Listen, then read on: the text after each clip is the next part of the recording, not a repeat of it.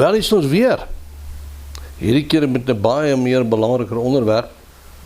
Seker een van die belangrikste onderwerpe, kom ek stel dit so, naas redding, wat ons nog by gaan uitkom, as ek die goeie lewe hou,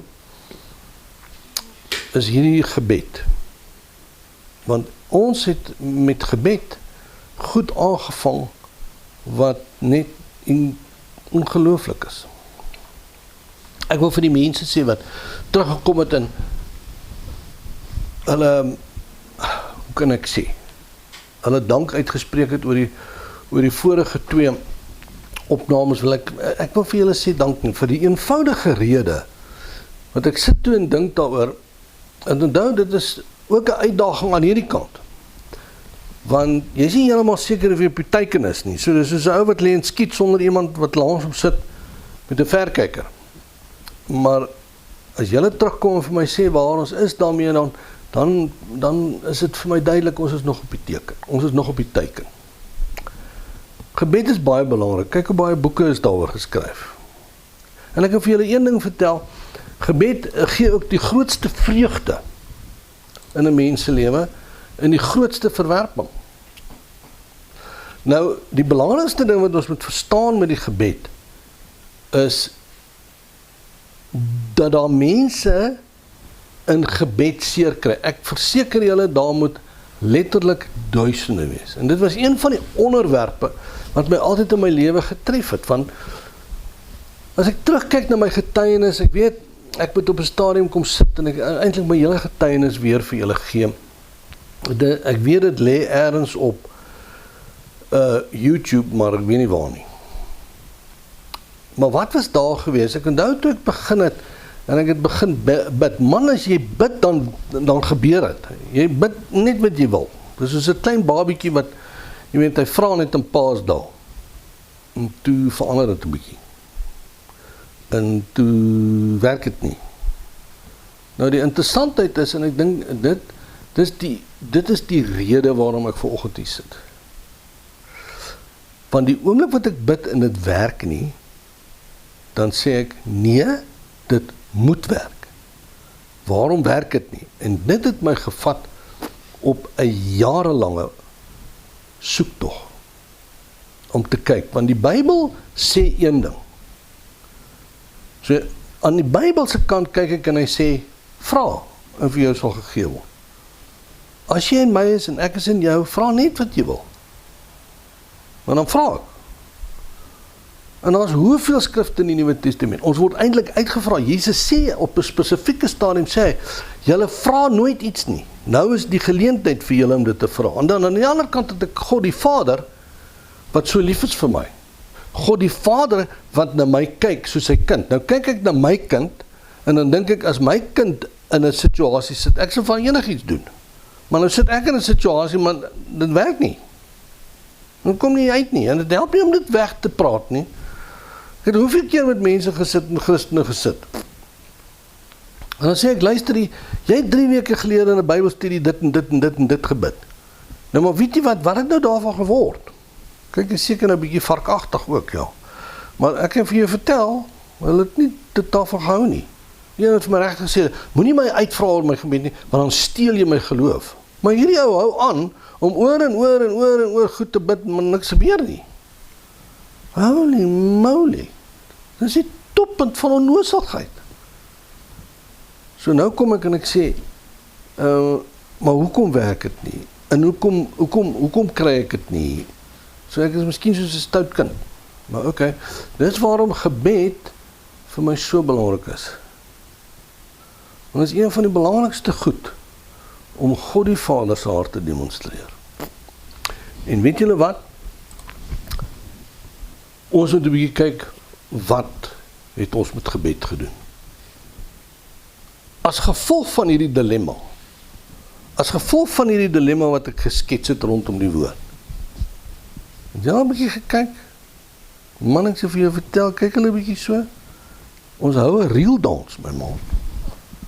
Ons dans, ons gaan te kere, ons blaas die shofar. Nou ek wil dit nie afbreek nie, en ek weet vir party mense is dit kosbaar, maar regtig, Het jy al gaan kyk wat het gebeur? Ek weet ons het gedans in 'n besigheid en ons het gestaan en op die woord gestaan en hom uitgespreek en die shofars geblaas. Man, ek weet vertel die demons het pad gegee tot onder in die Kaap. En 4 maande later te likwideer die maatskappy.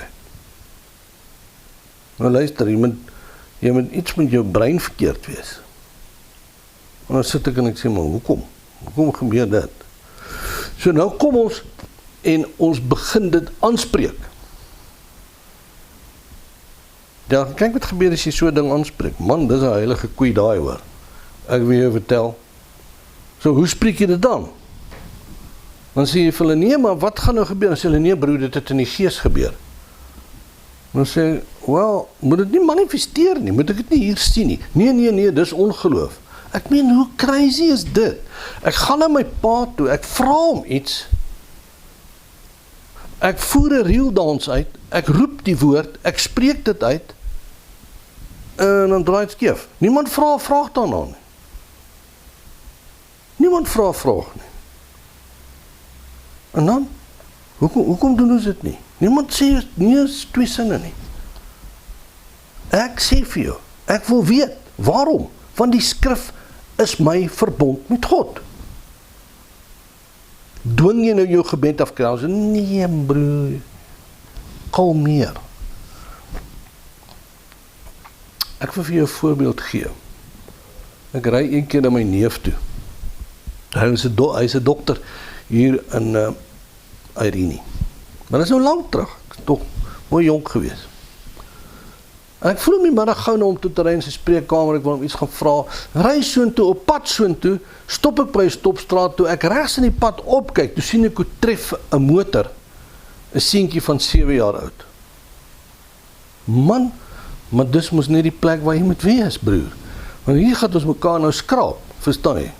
Tussen my en Satan, hier is moeilikheid. Ek trek dadelik van die pad af, klim uit, stap na die kind toe, kniel op die teer, slaat my hande op hom, en ek begin bid, laat het luister, en op 'n stadium te hou ek, toe ek nou nie meer Afrikaans oor nie, toe slaan ek oor in tale, maar hier sit 'n ou langs my, ook op die teer, en dan bid ek, en dan is ek besig om in die gees te bid, ek is besig om in tale te bid, en dan pomp hy my so in die ribbes, dan besluit ek, man, hierdie ou gee nou vir my gas hoor, en dan gat ons weer, en dan gee vir my weer 'n pomp in die ribbes, en na ruk toe, besef ons, hierdie kind het 'n probleem. Die ambulans kom toe, die ambulans van die kind weg. Einde van die prent. Ry na my neef toe, sy vrou is daar, ons bid vir die kind, sy spreekkamer, hy ken die mense. En die volgende oggend, my broer op daardie stadium was toe 'n pastoor by Riemal. En die volgende oggend, toe voel sy wil my broer bel by Riemal, dat hy kom bid. Hy moet kom bid vir die kind. Toe my broer die foon optel, toe sê hy vra, die Here het my vanmôre wakker gemaak en vir my gesê, iemand gaan my bel, en daar's 'n kind vir wie ek moet gaan bid. Ek kom, maar vra die ouers se toestemming. Hallo papa, wat gebeur? Die ouers van die kind, met ander woorde die kind se ouma en oupa, hulle is op pad van Middelburg af.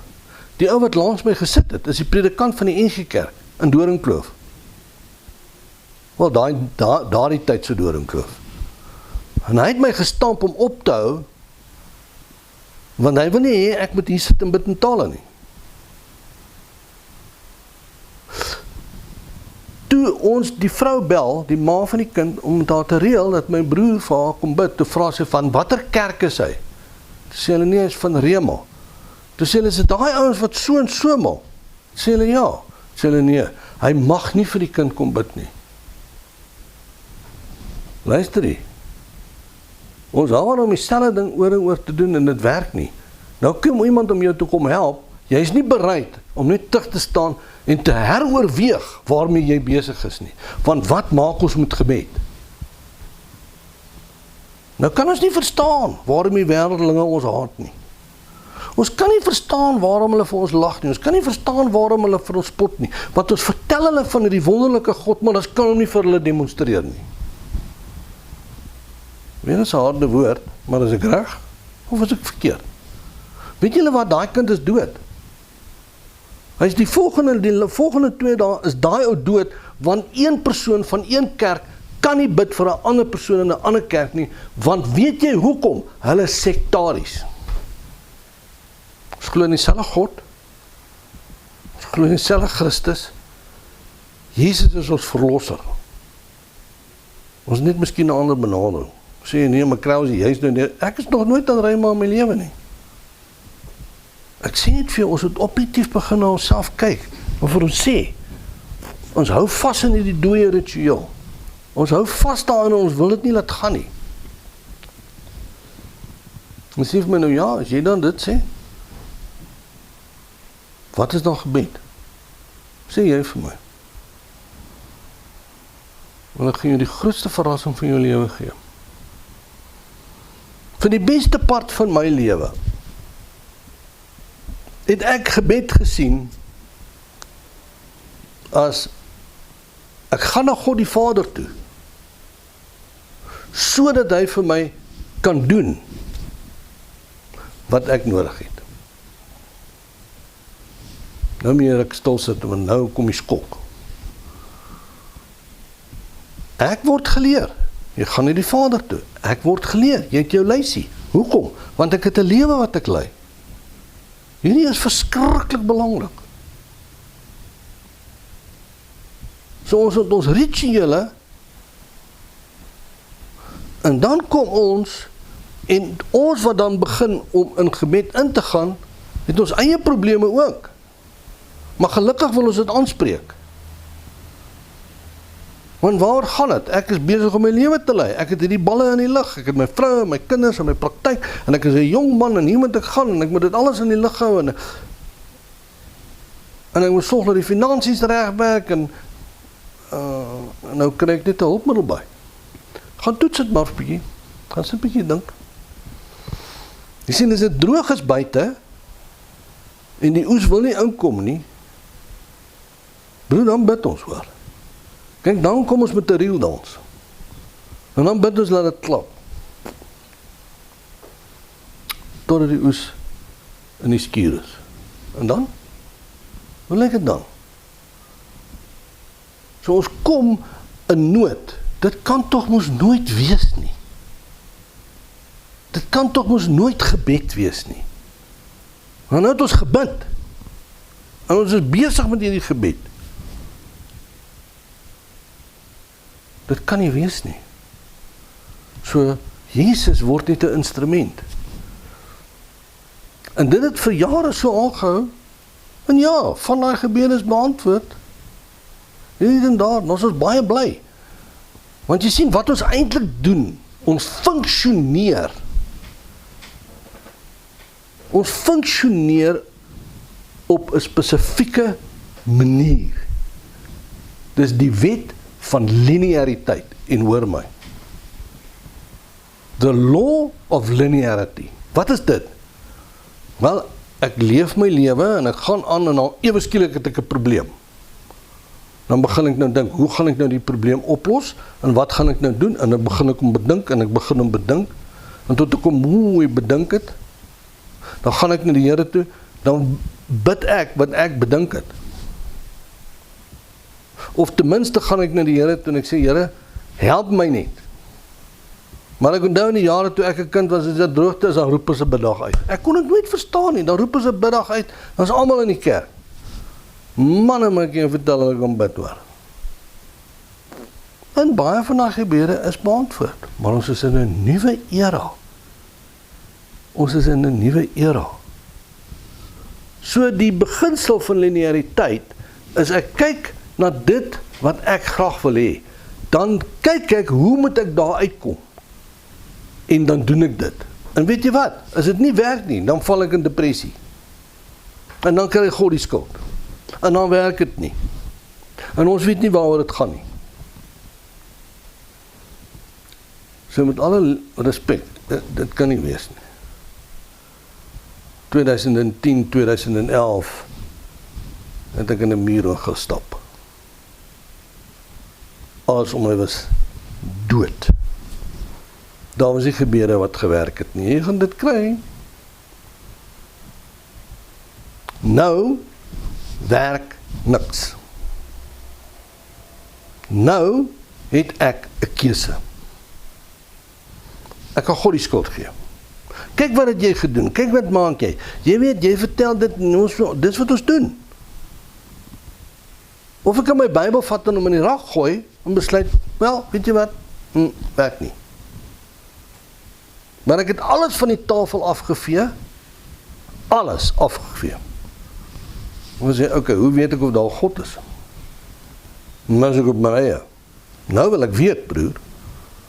Want weet jy wat, of hierdie is 'n verhaal, dis 'n storieetjie, dis 'n vee-verhaal. Of dis 'n werklikheid. Sê ek, wel, ek kan nie weet of daar God is, hoe gaan ek weet? Hulle sê vir my, kyk in die natuur, en kyk in dinge, en ek het net die boek, okay. Nou vat het my langer, hoor, dit vat my maande. Toe uiteinde, nou moet jy onthou, dis nou 'n persoon, wat op daardie stadium, die Here al 20 jaar lank dien. Maar ek het hom nooit geken nie. Verstaan julle die verskil? Ek het nie geweet, hy is besig om my in te vat, dat ek hom moet leer ken nie. Al wat ek weet, is dit het nou droog geword. En toe sê ek, Here, hoe lyk dit? Vertel u vir my, hoe lyk dit?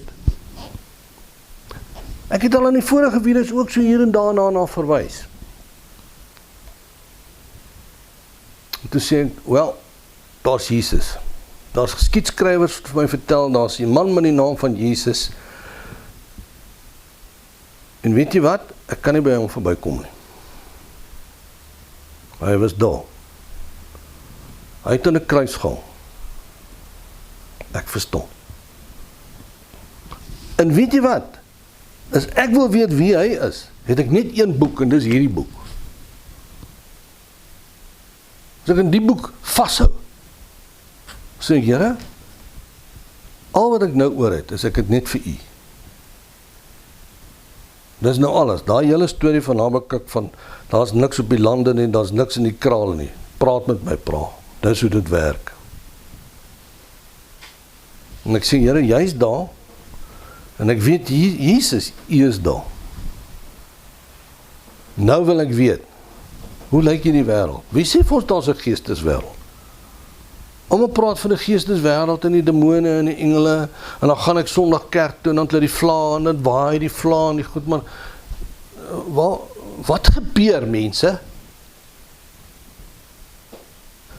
Ergens moet iets uitmanifesteer in die geloof wat ek het. En ek sê, Here, maar hoe lyk dit? Hoe lyk hierdie verhouding met u? En ek kom tot die besef, dat dit wat hy instoor in sy hart het vir ons verhouding, is nie wat ek het nie. Hy is nie daar om vir jou te gee wat jy wil hê nie. Weet jy wat? Hoor my mooi. Het jy my lief? Sit ek so. Seker ek weet nie. En ek voel. Hoekom dien jy my dan? Waarom dien jy my? Nou jy moet daai nou ook 'n droogskoonmaker toe vat en gaan sit. 'n bottel water onder die boom, gemakstoel, en sê vir jouself, ek staan nie hierop voordat ek dit nie uitgeklaar het nie. Jy sê, jy moet 'n bietjie, jy weet, hoe sê hulle, jy moet 'n bietjie van 'n aggressiwiteit in jou kry. Want anders los jy dit net, laat dit net aanhou loop. En ek sê, Here, ek wil weet. Ek wil weet. En 'n boek kom oor my pad, Eben Alexander, jy kan hom gerus koop as jy hom in die hande kan kry. En ek wil vir jou vertel, hy's 'n neuroloog, neurochirurg, albei saam, ek weet nie werk dit nie, major hy spesialiseer in neurologie in die algemeen in Amerika, en hierdie ou beland in die geesteswêreld. Baie lang storie, lees die boek. Fantasties. Is heaven real? Daai ou wat nie 'n Christen is nie, onthou nou mooi, hy's 'n rasionalis. Hy werk alles met sy brein en wetenskap uit. hierdie ou is nie 'n Christen nie. Hy gaan 2 of 3 keer 'n jaar kerk toe. So hy weet van God en hy weet van Jesus. Hy land in die hemel. Hallo, maar hy eers draai in die hel gaan maak. Klink klare bewys. Daar is 'n geesteswêreld. En as jy miskien verder twyfel, koop vir jou 2 boeke. Doen dit nou, doen dit gou, doen dit voor die ander ou. This Present Darkness van Peretti en Piercing the Darkness. Doen dit asseblief. Hoekom? Jy moet verstaan dat daar 'n geestelike wêreld is. Daar's 'n wêreld om ons hier wat ons glad nie kan sien nie. En daai wêreld is bepalend van ons fisiese belewenis. Nou kom ek en ek sê nou, hoe werk dit nou? Ok, so nou moet ek hom lief hê. Ek dien hom, want ek moet hom lief hê. Maar ek het nie dit gesê nie. Ek dien hom sodat hy die demons kan uitsorteer. Ek dien hom sodat hy my lewe kan uitsorteer. Weet jy wat, ek dien hom, want hy moet stort vir die moeilikheid. Kan jy dit doen nie? Dis nie Christenskap nie. Christenskap is om die hartsbegeerte van God te vervul. Dis waarvoor ek gemaak is. En die begeerte van God is om my lief te hê. En die liefde met my te deel, sodat daar wederwysige liefde tussen ons vloei. Dis dit. Dis die grootste behoefte, as jy kan sê dat God 'n behoefte kan hê, van God die Vader. En daarmee saam het hy vir ons 'n boek weggelê van jou lewe. Psalm 139. En daar's 'n boek weggelê in jou lewe en jy gee hom vreugde deur die boek uit te leef. Hoor mooi, jy gee hom vreugde en jy gee hom die geleentheid om jou lief te hê. Luister mooi, dit is die kern van kunskap van God. Ek wil hê jy moet dit verstaan. Want ons het nou baie oor die motief daar gepraat, nou baie oor dit gepraat, en die kern daarvan is ek loop in verhouding. Maar waar lê die kern van gebed? Ek moet kan hoor. Ek moet kan hoor. So is 'n paar goed wat jy aan moet kou, is 'n paar goed wat jy aan moet byt. As jy regtig lief vir hom, is dit hoekom jy hom dien? As jy regtig lief vir hom is, dit hoekom jy opstaan? Ervaar jy daardie verhouding met hom? Of is dit maar net 'n ritueel? Jy staan op, jy lees 3 boeke in die Bybel, dan bid jy vir Sunny, Jannie en Tannie, en weg gaan jy op jou werk. Ek het dit gedoen wat ek moet doen, en dis dit. Luister broer, nee, maar jy verstaan nie. Ek bedien die hele wêreld, ek dryf die demone uit, ek bid vir die siekes. Ek wil vir jou vra, ken jou? Ek het nou al met 3 ouens ontmoet. Wel, ontmoet in die sin van ek het van hulle gehoor. Wat vertel, wat se geweldige uitreikingsaksies hulle het, en wat hulle alles doen, en wat hulle maak, en hoe wonderlik dit is. Maar weet jy wat?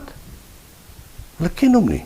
Hulle het tot die ontdekking gekom, hulle ken hom nie. So, om God te ken, is iets anders as om 'n sondaagsgebed te bid. Nou, hoe kan jy hom ken as jy hom nie hoor nie? Hoe kry jy dit reg? So ek moet hom in liefde ontvang.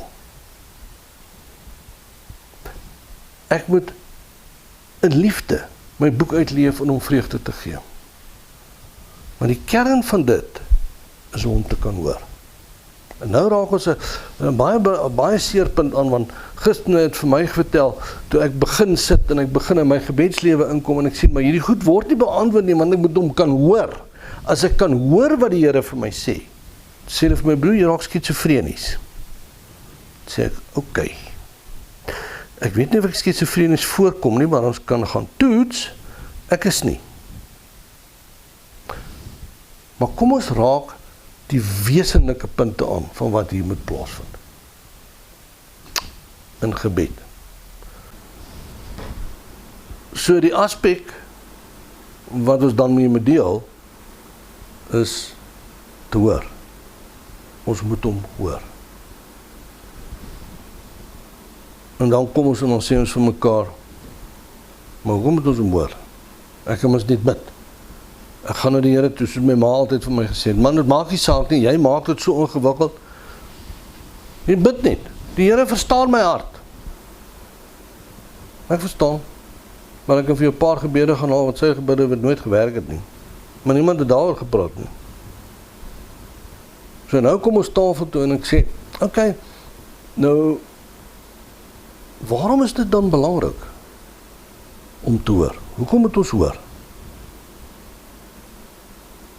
En hoe gaan ons hoor? So kou 'n bietjie aan dit wat julle nou gekry het en dan praat ons met mekaar.